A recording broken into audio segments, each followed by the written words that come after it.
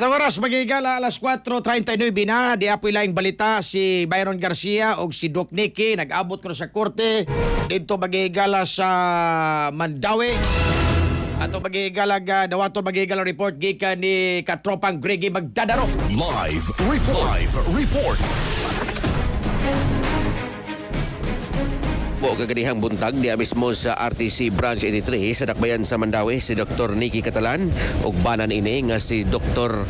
Kening Janos Vizcaino Jr. o gingon man ang ilang gikiha nga si Byron Garcia kalabo sa cyber libel nga kasong ilahang gisangat batok sa iskutan nga igsuon ni kanhi Gobernador Gwendolyn Gwen Garcia kini human sa gingong di makatarunganon o gingon man pagpangdaot o pagguba sa ilang dungog diya mismo sa social media pinagiusab sa mga vlog o gingon man mga upload nga mga video ni Garcia diin atol sa iskutan nga panagtigom gi pahigayon ang kining hearing sa iskutan nga kining kaso nga gitubang niining si Garcia atol sa iskutan nga panagtagbo sa duha ka habig na hukman sa korte nga paubos sa reinvestigation ang kining karong kaso nga gisangat batok kang Garcia gumikan kay si Garcia mi contest o gingon man mi rason dito mismo sa korte nga ang kining niskutan nga kaso yang itubang wa siya matagaan og due process partikular na ang kini karong pagtubag o pagfile og counter affidavit ngadto sa kaso nga gitubang o yung magisangat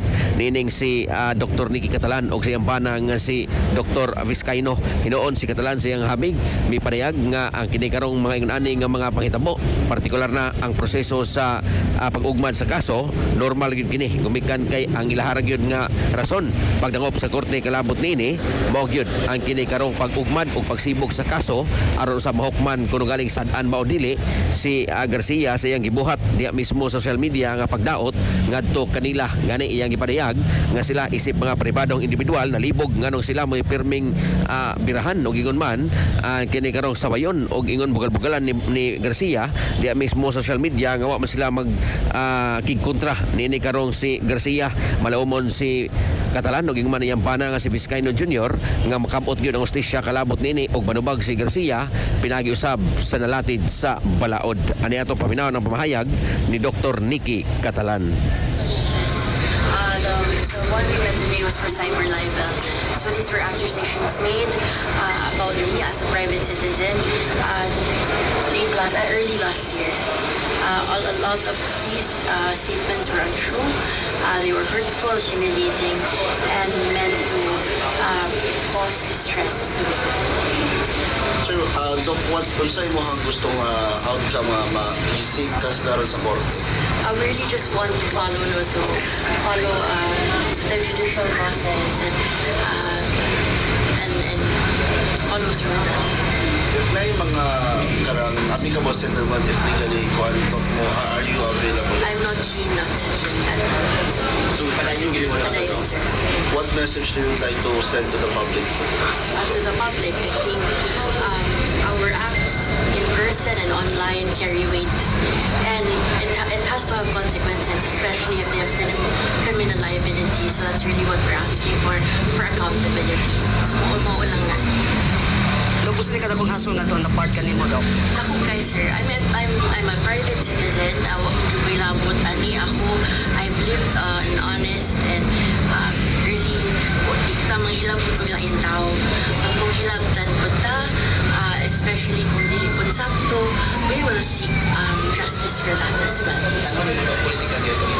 I do not want to comment on that, pero as affinity to the governor, there's a probability for that.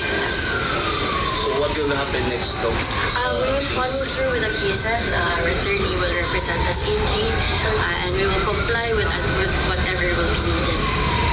This case is of course different. It's different from my husband's case, but we're both subject to the same level of hate, humiliation, and all the hurtful words. Wala yung remorse to na wala yung trade from his country. Para yun niya po. You be the judge to that, siguro. Ang pamahayag ni Dr. Nikki Catalan. Sa itong mga katropa diha nga nagalubog kung naghanap ang pananaw. Inom karon ay og Vision X Plus of gel capsule. Kumikan kay kini kompleto sa mga phytonutrients nga mopektar sa itong mga mata. Ano nang kinilutin? Beta-carotene, vitamin E og zeaxanthin.